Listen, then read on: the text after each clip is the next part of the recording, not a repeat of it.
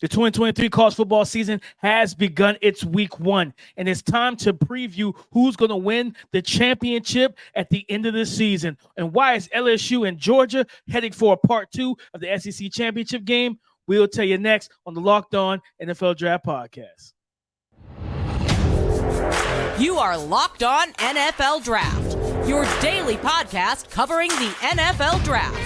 Part of the Locked On Podcast Network, your team every day. What's up, Locked On family? Let's get locked in. Welcome back to the Locked On NFL Draft Podcast, your daily podcast covering your favorite draft prospects, part of the Locked On Podcast Network, your team every day. I am your boy, Damian Parson, always on the ones and twos. You can find and follow me on Twitter at DP_NFL. I am the host of the Locked On Clemson Football Podcast. Guys, thank y'all for making Locked On NFL Draft your first listen today and every day, Monday through Friday. Thank y'all for being the family, but thank you for being our everydayers, man. And, you know, talk about every day. Every day I got my guy, Mr. LSU, my boy, to talk football with, Keith Sanchez. You can find and follow him on Twitter at The Talent Code. Keith, talk to him, baby.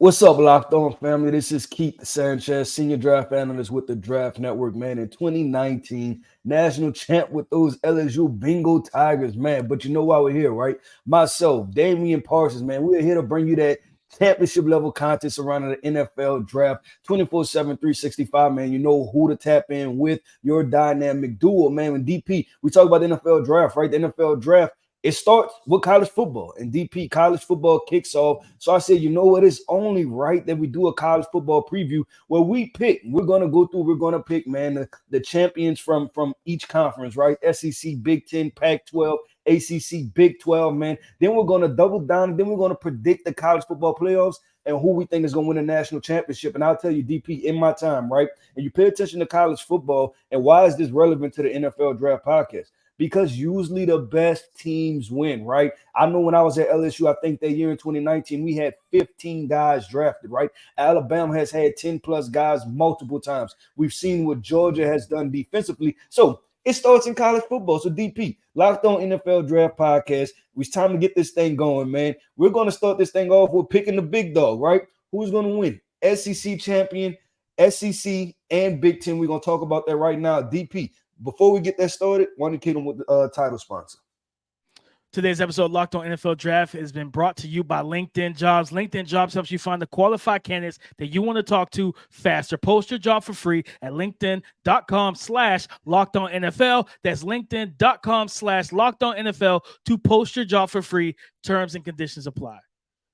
It's time, Keith. We predicted. I mean, we did week 0, right? We did week 0 last week, but we didn't actually preview these conferences. And like I said, start with the big dogs, man, the SEC and the Big Ten. And some people are like, man, why y'all start with them? Well, first of all, they're about to be 2 super leagues in 2024. So let's just go ahead and call that what it is. College football. But man, the SEC, Keith, let's start there.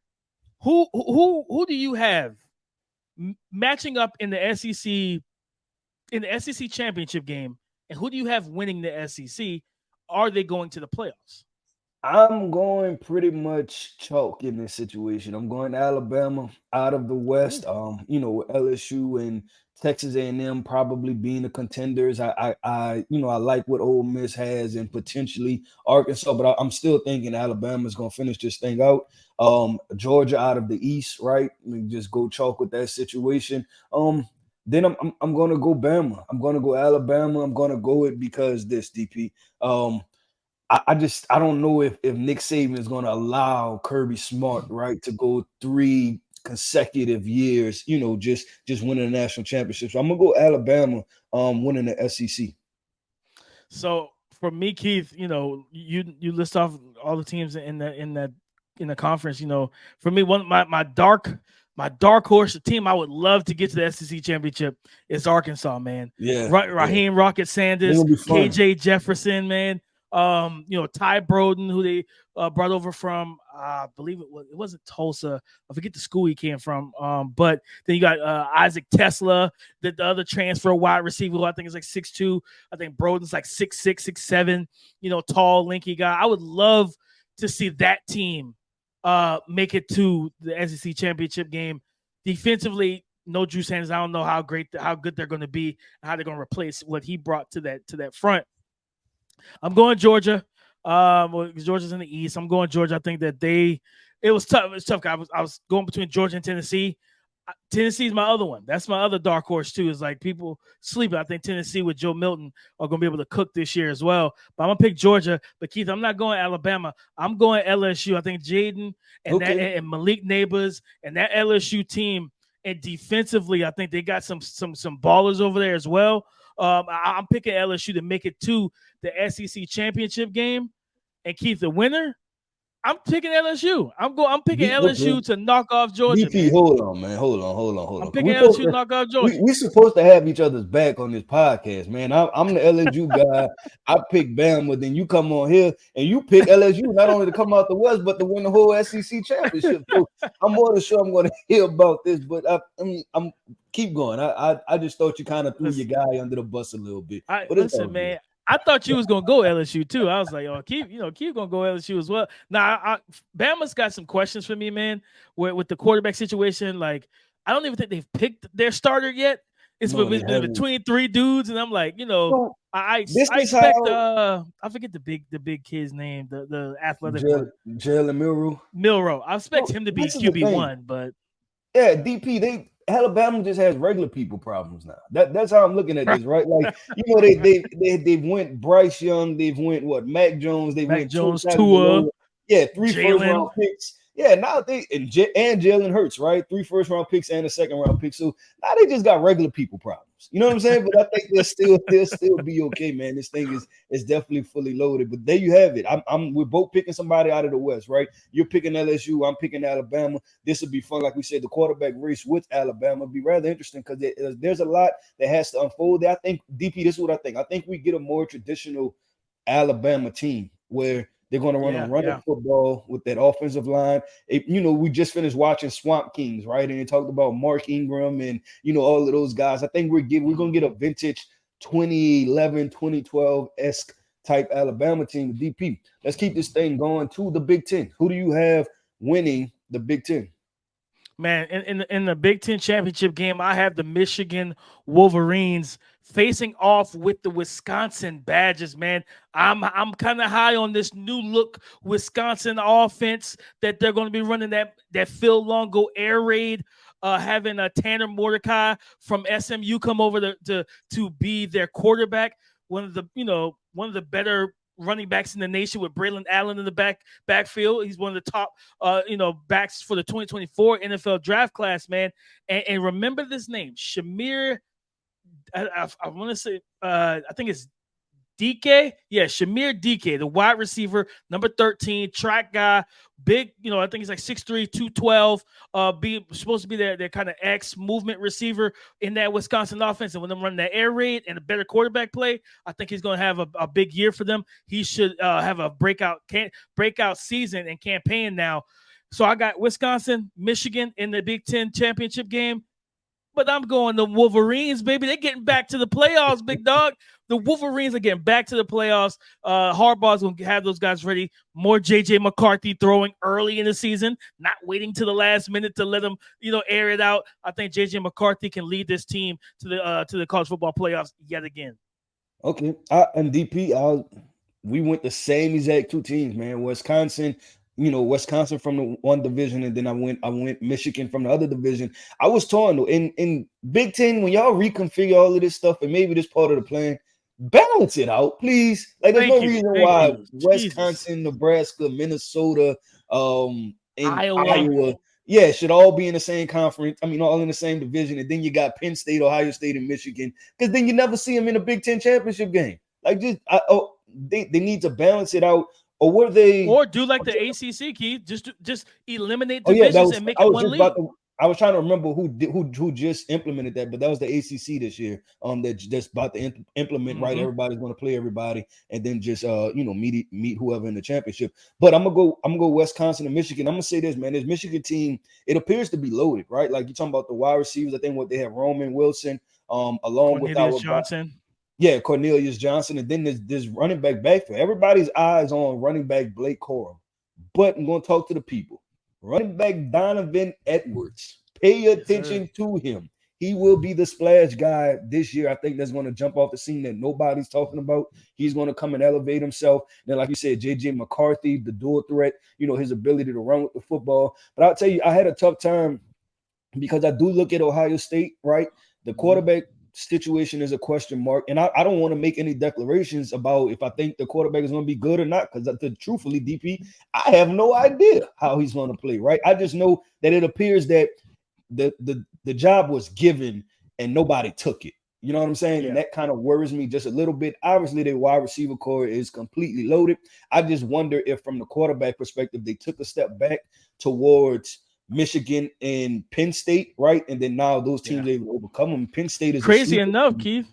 Not to cut you off, but I saw a tweet earlier this week. It was crazy to think about that it being true.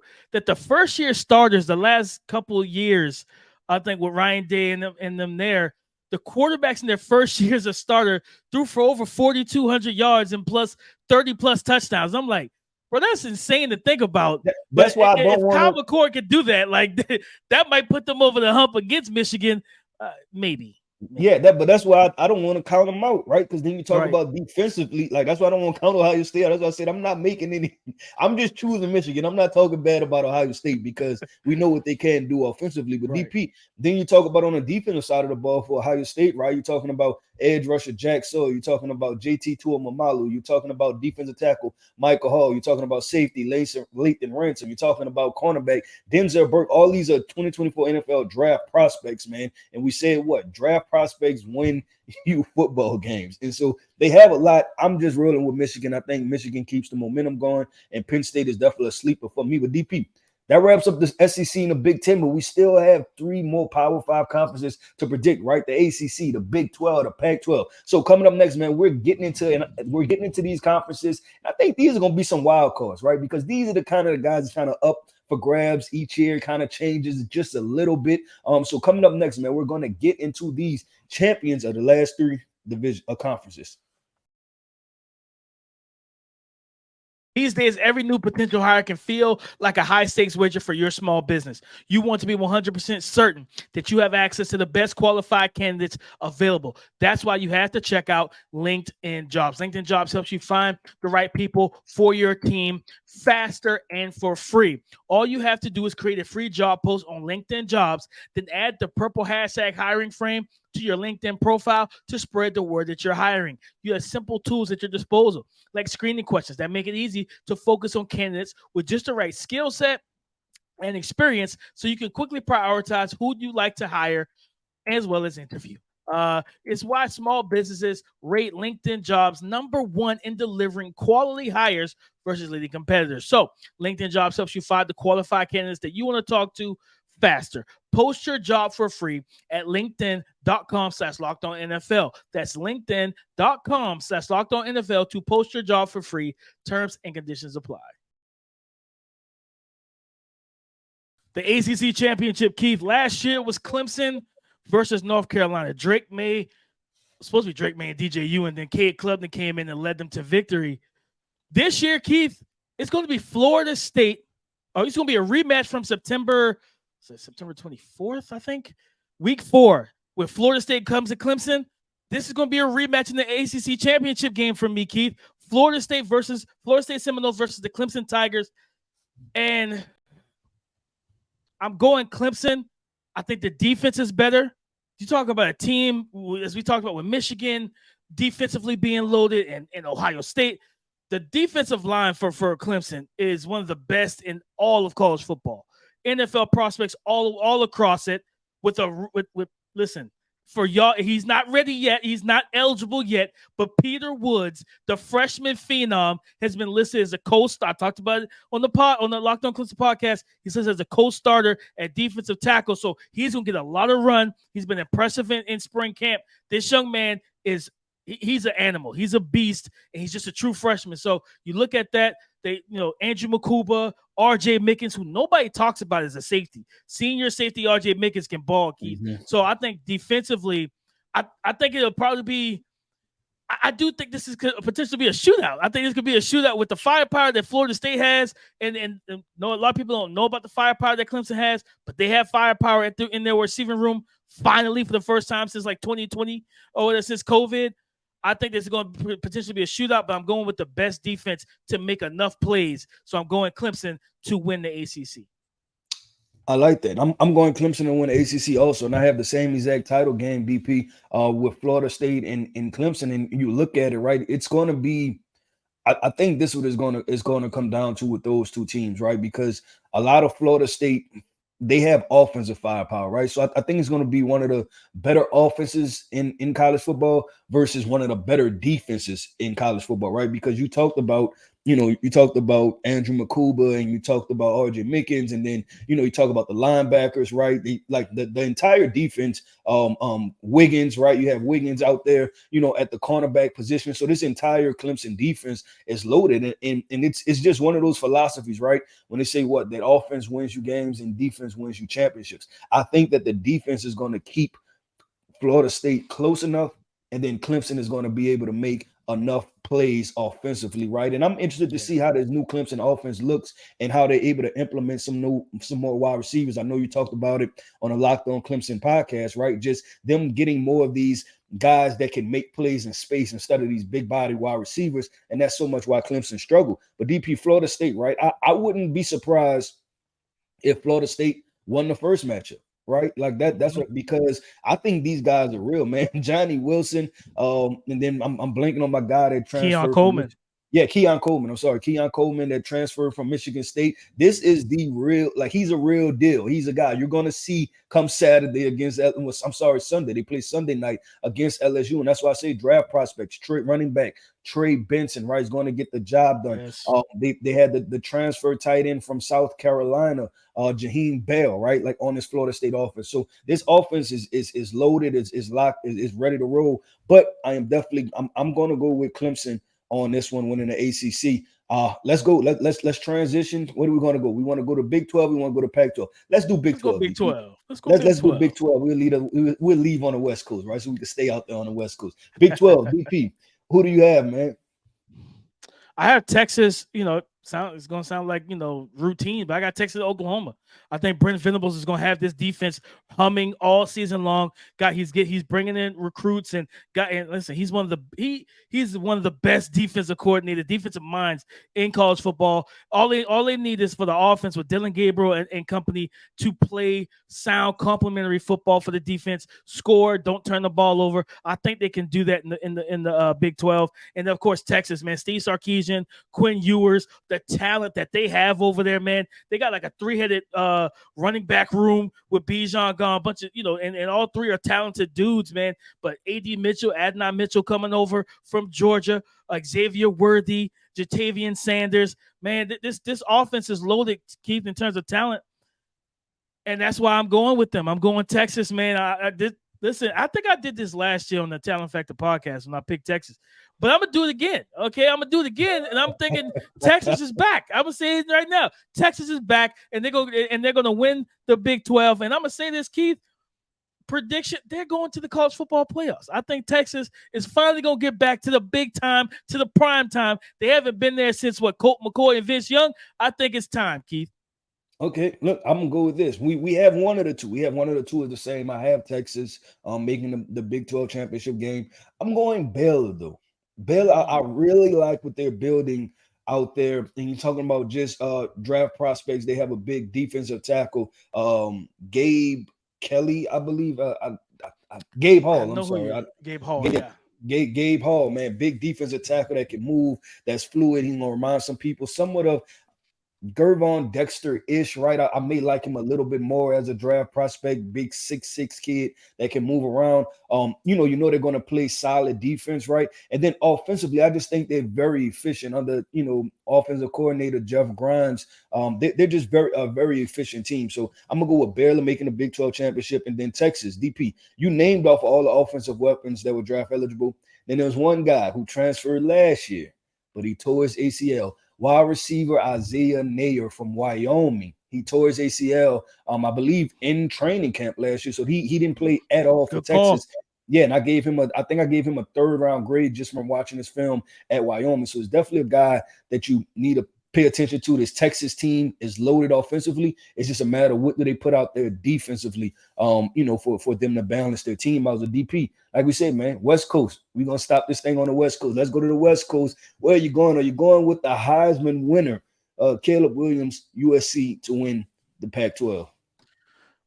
Listen, Caleb Williams alone is the reason why USC is going to be in the Pac-12 championship. When you have the best player in college football at the most important position, that moves needles, man. And not only that, but he does have weapons on this offense as well at the running back position, at wide receiver. The young guy, I think it's Zachariah Branch, I think is his name, the young freshman receiver that electrified everybody last Saturday night. Yes, punt, kick return for 98 yards. He's catching the ball all over the field and making plays, man. But you got Mario Williams, Austin Jones in the backfield, Marshawn Lloyd, Raleek Brown. I think he might be in the doghouse right now because they got him on the scout team offense. But when he's on the field, he's a dynamic playmaker as well.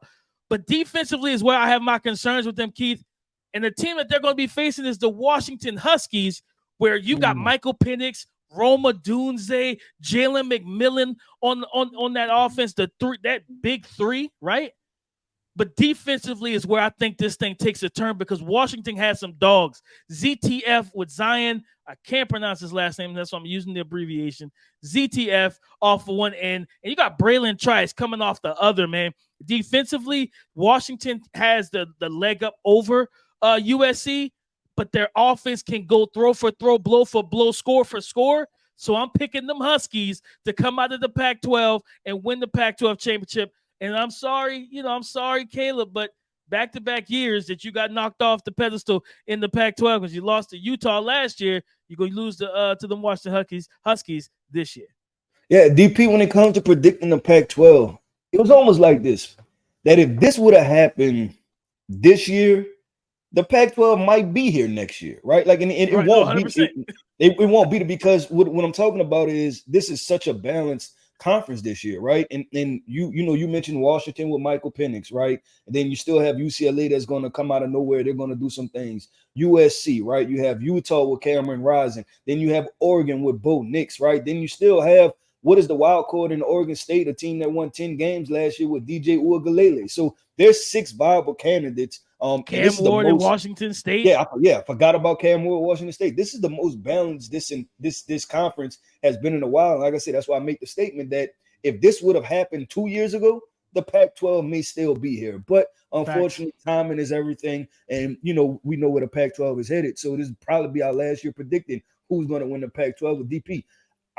I'm torn, man. Everything in me wants to go. I'm going to go here. I'm going Oregon and I'm going USC. I think that's the 2 teams. But what makes me a little bit nervous is that Utah consistently has a good football team. I'm wondering with them losing, the tight end, right, Dalton Kincaid, to the draft, right? Like, will Brant Keith be able to be that tight end? Definitely somebody that everybody should talk about. Like we talk about NFL draft prospects. Utah will have Brant Keith. He's a tight end, really good football player. But I'm going to go USC. I think Caleb Williams, he's able to outdo them, and then he doesn't have to beat them. He just. I'm going to go USC and I'm going to go Oregon. Gotcha. USC and Oregon, and you're picking USC. All right, cool. Listen, the Pac-12 is so many quarterbacks, so many high octane offenses. It's really hard. It was hard for me to predict it because I'm like, man, they could just beat each other up, and we won't know who will get there at the end. Whoever gets there, Keith, both teams gonna be limping in because they've been in a war every single week because that conference right now is loaded. To me, it may be the best conference. It's the best conference quarterback-wise in all of college football. Yeah, for sure. And the reason I picked Oregon was not only Bo Nix second year, right? But you got guys like Troy Franklin, that he can throw the football to. Bucky Irvin. Just guys that are flying under the radar, which I think really make some plays. And then Oregon, they've recruited decently over the past couple of years, right? Defensively, right? Just from when the head coach that went to Miami. Dan Lanning? Yeah, no, Dan Lanning. Cristobal, I think. Yeah, Mario Cristobal. Then you transition into Dan Lanning, both SEC guys who, they built and sustained it to where they play tough-minded football. But DP, listen, we've rolled out the 5 Power Five, right?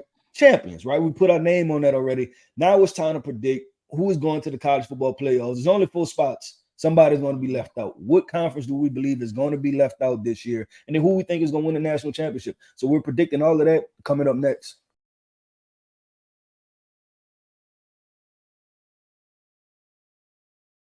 Keith, it's time to figure out who's going to be hoisting the national championship at the end of the season. For me, the final four for me, Michigan. I picked LSU to win the SEC, so LSU is going to be there. They're not leaving the SEC team out of there. It's just not going to happen. So I'm picking LSU, Michigan. Okay, I said Texas.